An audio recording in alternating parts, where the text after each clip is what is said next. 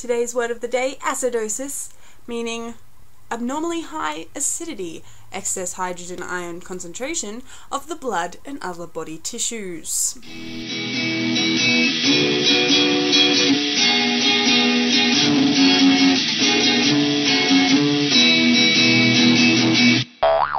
Today is Tuesday, 7th of April 2009, also known as the first Tuesday of TheWordEaters. Yay! Firstly, I have to start off by saying that I don't currently have paper towns on me, although I did read the first half-ish. I gave it to my sister who left for Japan this morning, so she had something to read while she was over there other than her English assignment. I totally agree with what you've both said already about it.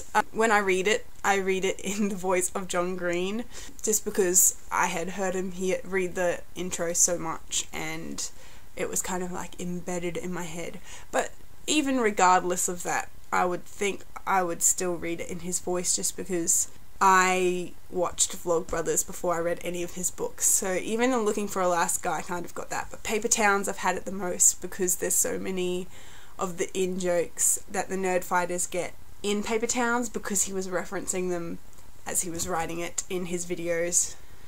I don't know if any of that made sense. I kind of dislike the overuse of Ben saying honey bunny. Sometimes it's funny and sometimes I just want to strangle the boy, but I do enjoy Ben as a character, probably because of later on and the whole peeing thing.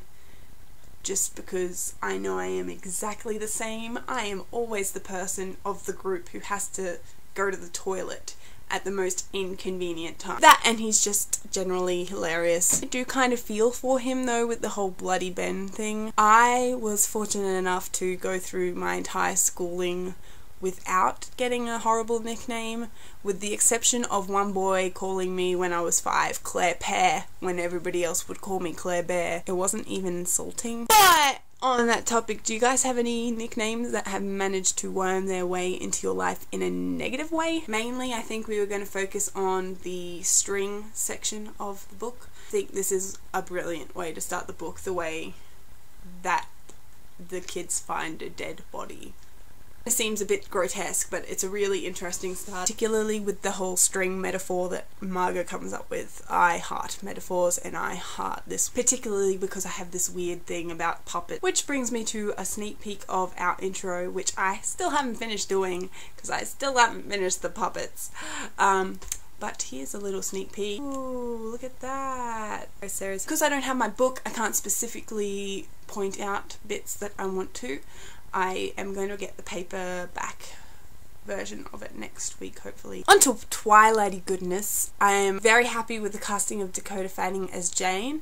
That was basically who I pictured acting in the role. It's not how I picture her in my head, obviously, but it's close enough. And as for Sam's role being recast, I'm a little bit annoyed because I hate it when they change characters halfway through what is supposed to be a series, with the exception of Doctor Who. That is totally allowed because the Doctor regenerates, obviously. So, but you know, Sam the werewolf can't regenerate. So basically,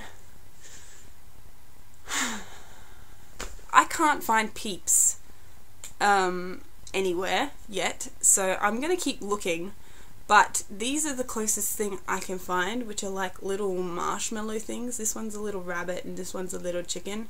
So I think that was all. That's all. Alison, I will see you tomorrow. Bye! Ooh, I am the puppet master.